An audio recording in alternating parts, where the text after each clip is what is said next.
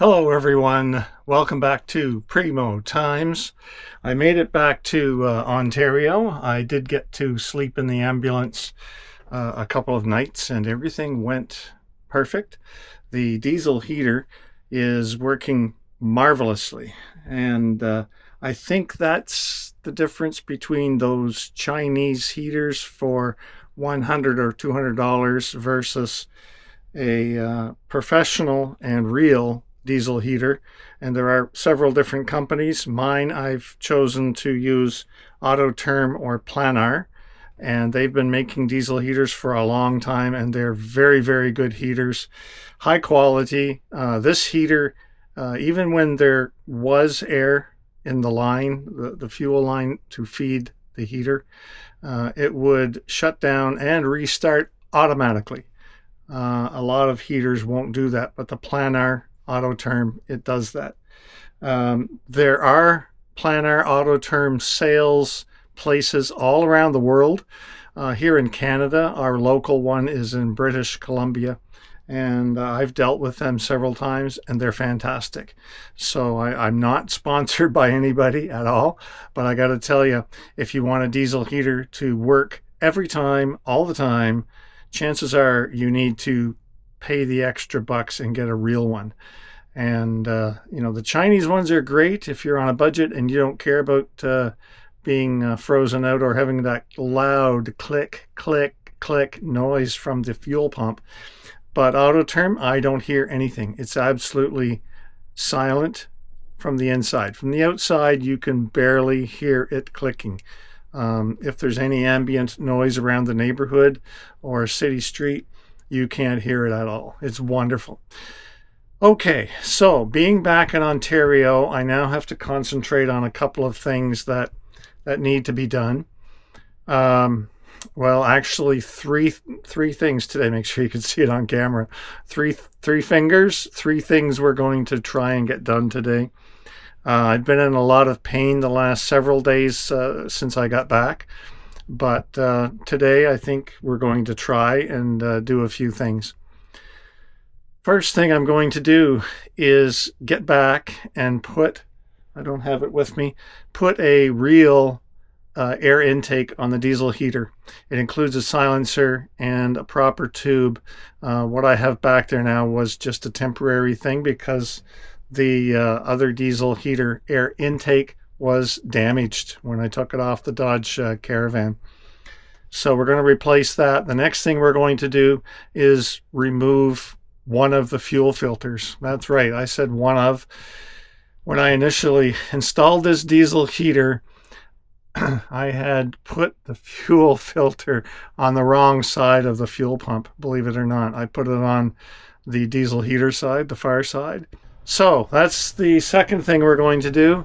And then the third thing is, there's three fingers, is we're going to try and get a fuel gauge working that I've had for a long time and never hooked up. And I'll explain that to you when we get to that. So first things first, I'm going to have to put some coveralls on. I do have the ambulance up on its short blocks on front, and I do have the chocks for safety at the back. So I'll grab a light or two for us under the ambulance because we're going to have to take off the temporary thingy air filter intake that I put on and put on the real one. So coveralls, and then let's get outside and do things. Wow, this introduction was 4 minutes? Oh my Lord.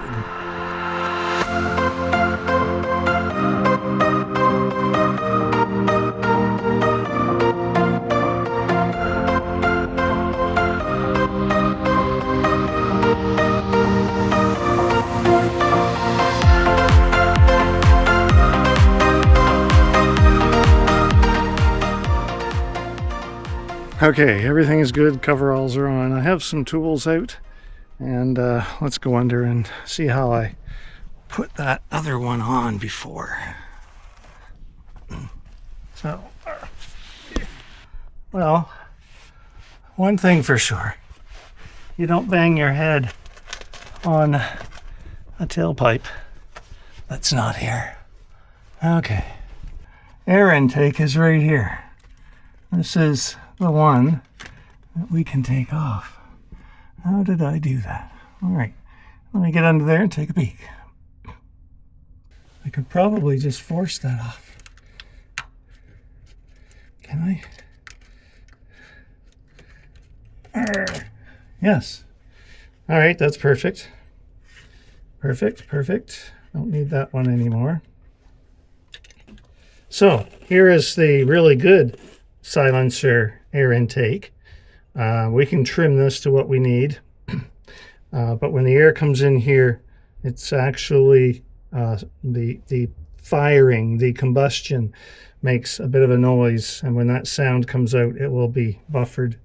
So we don't have to worry about a clip on the bottom here just yet, because first we need to find out how long this needs to be. So give me a second here. So where are we going to put it? I think even if we have it here and just tie it onto this, there's a bolt over here I can see. We could just go through a ring here and tie it on there.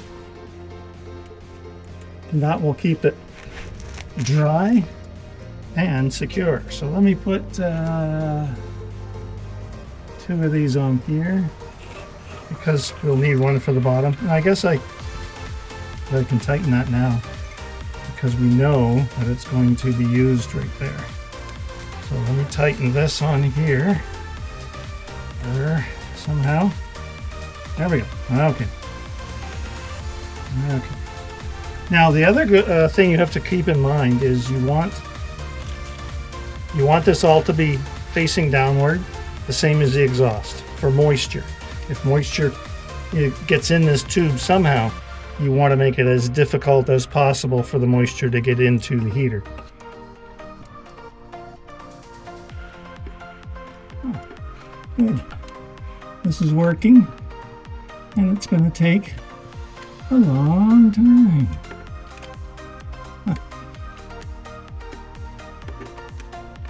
Oh, well, I wish my fingers weren't so fat. Come on. There we go. Now it's getting legitimately tight. Okay, and you don't have to break the bank. Just snug it up, which it is. So we can loop that through here. So maybe here. There we go. Hang out. Create a loop. Okay. Now let's bring that up and hook it over. Everything else looks fine, nice and intact. Okay, good. All right, we're done this. Oh my Lord. So what did I do? I got you dirty. Okay, so the air intake is installed. I don't know, I can't even see my finger. There we go. Air intake is installed. It comes up here. It's all nice and proper. You can see where I was working. It's terrible. And then I brought the air intake over here. I have secured it to here. It is going nowhere. I've bent the tube a little bit so that the moisture will not travel up the tube now. And that's the main thing with this. That, and it will actually act as a silencer for the air intake. Good, we're done. I'm just going to clean up a tad. Maybe check my head for this stuff up here is the rust proofing that they put on the aluminum, and it gets on my head and it looks really silly. Yeah.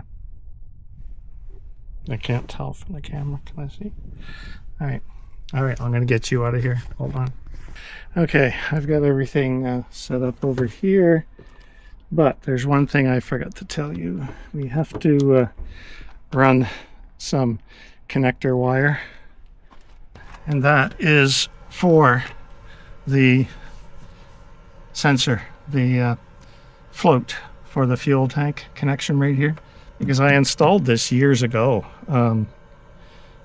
in preparation for using it in the Dodge, but it never got hooked up. So I have to run this wire out the back right by that other fuel filter we're going to take out and into the other hole, so I can bring it up into the electrical cabinet. So let's just spool out some of this and get it in place.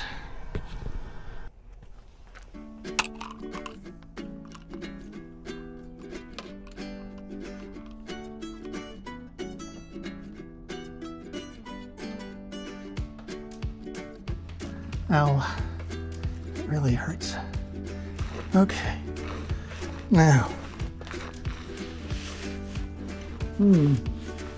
okay, so first let's get this wire over and into this other hole. So that wire is right there, right there. What I'm going to do is bring you into the party. Now, I'm going to put you here. What can you see? There we go. I'll put that beside you. Make it go up. How's that? Will that help you? I think it does, yeah. And I'll take this one and use that right here. There we go. Okay. So, there's that hole we drilled. Yes. So, here's the filter. And that's what I'm taking out of the picture. Lots of oil is going to come out onto my face. So I know I need to lower that. There are some cutters that can come off here, I guess.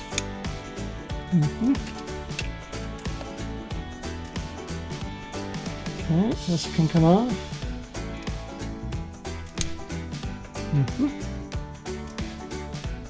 This can come off. Well, I guess it's going to come off when we take the filter.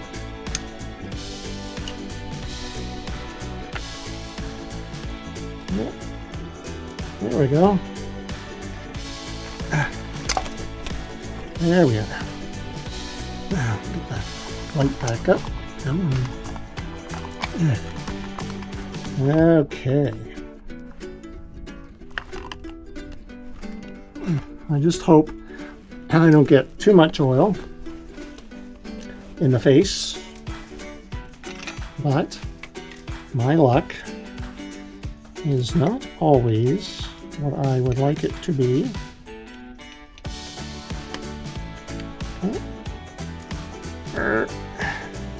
Okay, I'm going to undo this loosely.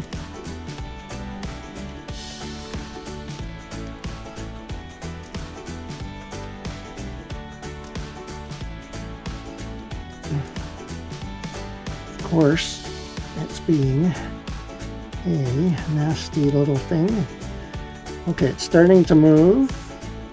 I'm going to close my mouth and not talk to you because, you know, diesel fuel.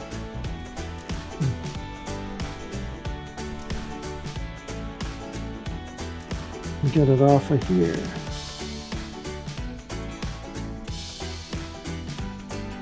Okay, I think this is going to come. There we go.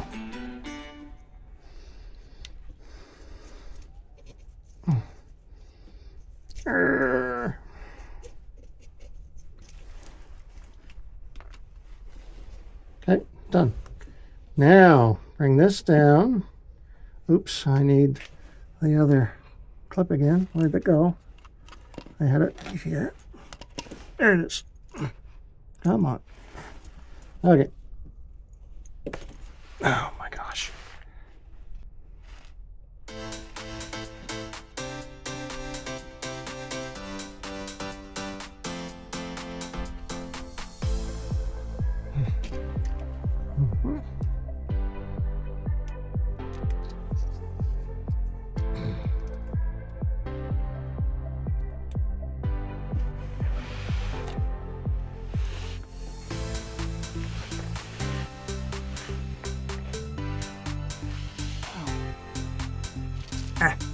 I grabbed some split loom. I want to make sure this cable is covered, which it is. That's good. Perfect. Yes. And I want to take some and just cover up a few of these loose fuel lines, if I can. And I think I can. Yeah.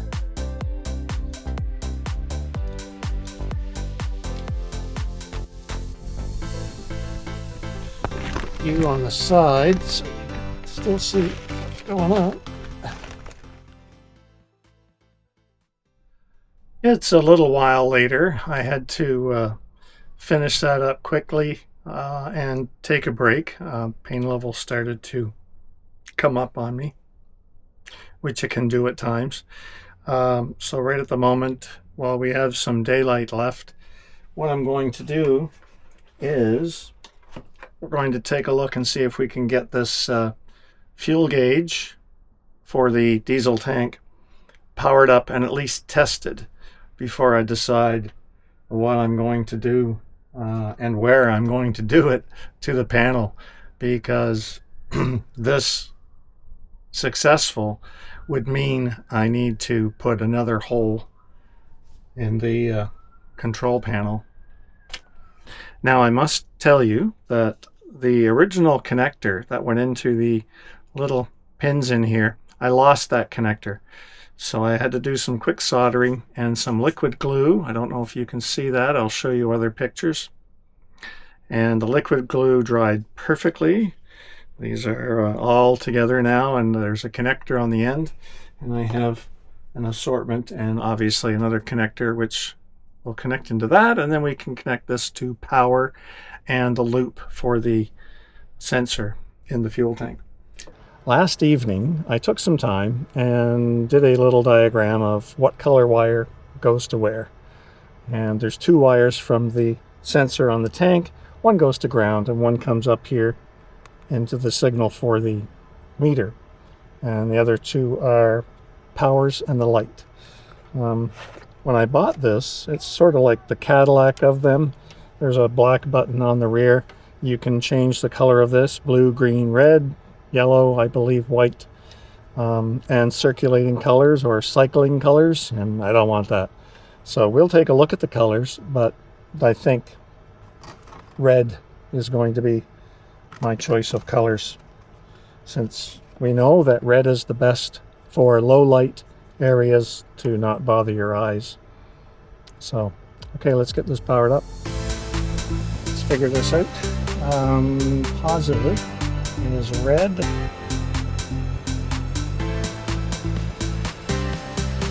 And yellow.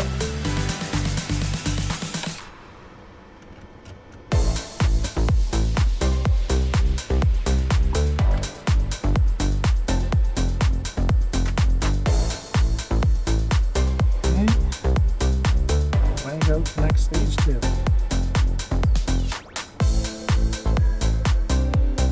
Okay, I'll put the fuse in.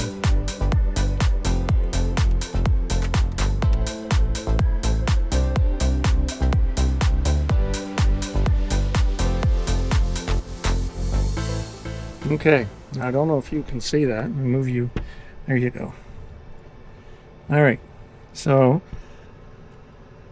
the meter's quite sophisticated because it booted up and went to full empty and then came up, and it has stopped right about where the fuel tank shows, and it's glowing reddish. I don't know if you can tell that. I'll try pressing the button, see what happens. Here we go. Green. Yeah, I don't like green. It's really hard to press and hold you, but I'll do my best. There we go. Blue. Off. Yellow. Orange, I think. Back to red. All right, that's pretty cool. It does work. Well, folks, thank you very much for joining me today. It was a little bit of a messy day to start, and I'm glad this works because I think next episode, we're going to get in and do a little more cutting of this control panel behind here. My nice aluminum shiny panel. We'll be installing this. Please tap the like. It really helps me out. Doesn't cost you a penny. And subscribe if you'd like to. And please pass on the word about my fun and projects. So, take care. And I love you very much. We'll see you later. Bye-bye.